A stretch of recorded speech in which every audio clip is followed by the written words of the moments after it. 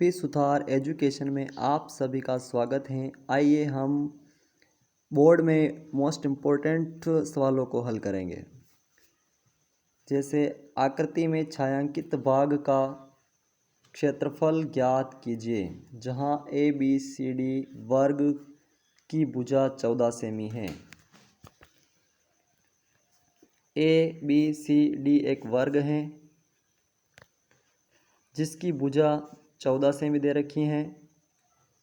एक वृत्त का जो व्यास होगा वो अपने 7 सेमी है और इस एक वृत्त की जो त्रिज्या प्राप्त होगी वो अपने 7/2 सेमी जो एक वृत्त की त्रिज्या होगी। अपने को वृत्त दे रखे हैं 1 2 3 4। आइए वर्ग ए बी सी डी की भुजा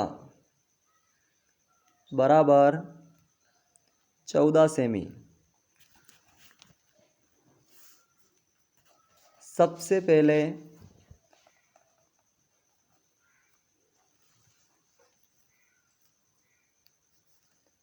पहले वर्ग का क्षेत्रफल निकालेंगे।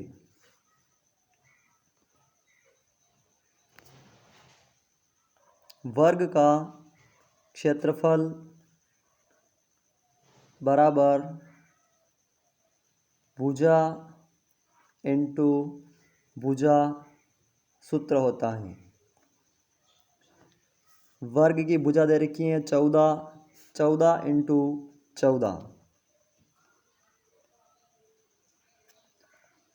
चूँकि भुजा 14 सेमी दिया है, 14 को 14 से गुणा करेंगे तो 196 सेमी स्क्वायर। ये वर्ग का क्षेत्रफल आ चुका है।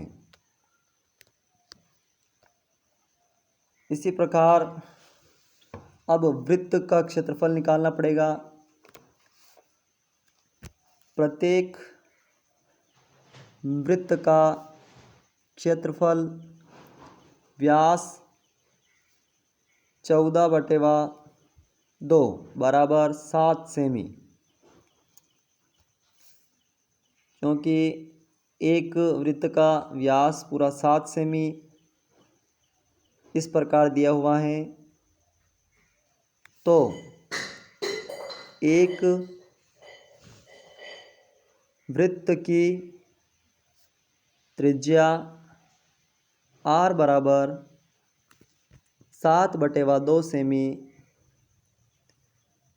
त्रिज्या आएगी। एक वृत्त का क्षेत्रफल बराबर पाई r⁴ सूत्र हैं। इसी प्रकार चारों वृत्त का क्षेत्रफल निकालेंगे। क्षेत्रफल बराबर 4 इंटू पाई r⁴।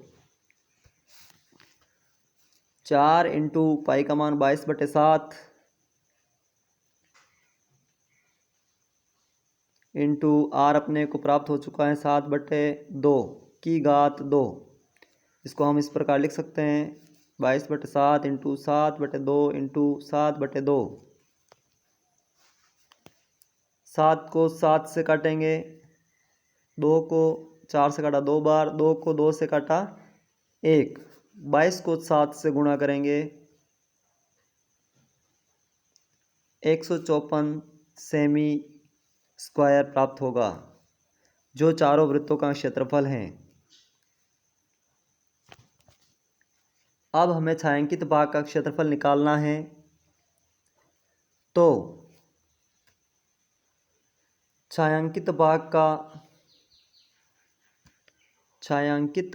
का